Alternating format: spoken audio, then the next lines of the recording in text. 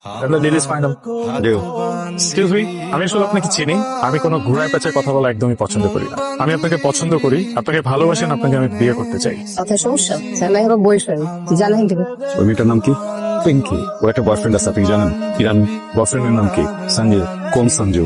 তুমি। তার মানে সবকিছু জেনে শুনে গেমটা খেলছেন, তাই না? ডিলের কোথাও কি লেখা ছিল যে তোমার গার্লফ্রেন্ডের সাথে আমি প্রেম করতে পারবো না? তোর ডিলের কুস্তি মারে হবে। ওর গার্লফ্রেন্ডের আশেপাশে যদি দেখছি না, তোর খবর আছে। ওরা 1 লাখ টাকা তোর মুখে মারবো। তোমার আরো টাকা লাগলে আমাকে বলো, টাকা নাও। সব গায়ে হাত দেয়া ওগুলো বাদ দাও। তোর টাকা আমি তোর ফেরত দিব। সঞ্জু, তোমার ভাতিজির ব্যাপার যে কোনো সময় যে কোনো ধরনের ক্রাইম হয়ে যেতে পারে সঞ্জু। যে ছেলে 1 লাখ টাকা দিয়ে প্রেমের জন্য ইনভেস্ট করতে পারে, সে ছেলে যে কোনো কিছু করে ফেলতে পারে।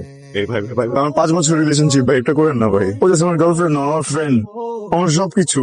ওটো ওটো ওটো। তোমার সাথে আমার যে ডিল হয়েছে, ডিলটা কমপ্লিট করো। সবকিছু জেনে শুনেই তুমি ডিলের হাত দিচ্ছ। তো ডিলটা প্রফেশনালি কমপ্লিট করো। আর তোমার ফ্যামিলির ব্যাপারে একটু খেয়াল রেখো মাথায়।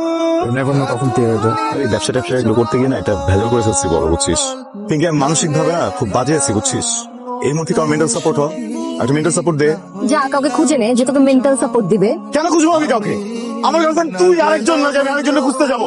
তোর জন্য এই প্রবলেমে পড়ছি, তোর জন্য এই কাজ করতে গেছিলাম, ওই কাজ করতে গিয়ে আমি প্রবলেমে পড়ছি, কারণ বলতে পারতেছি না। দেখ, আমি সম্পর্কটাতে আছি, আমার যদি একটা প্রবলেম হয় এটাও দেখা তোর দায়িত্ব। অলওয়েজ দেমাগ দেখানো উচিত না, বুঝছিস?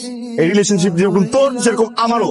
তোর যেরকম রাইট আছে আমারও সবকিছু রাইট আছে। সবসময় নিজের চিল্লা, তুই সবকিছু বলো, আমি তো কিছু বলি না। আজকে যখন একটা ট্রাবলের ভিতরে পড়ছি, তুই আমাকে হেল্প করবি, আমার সাপোর্ট হবে, এখন এই ধরনের কাজ করতেছিস তুই।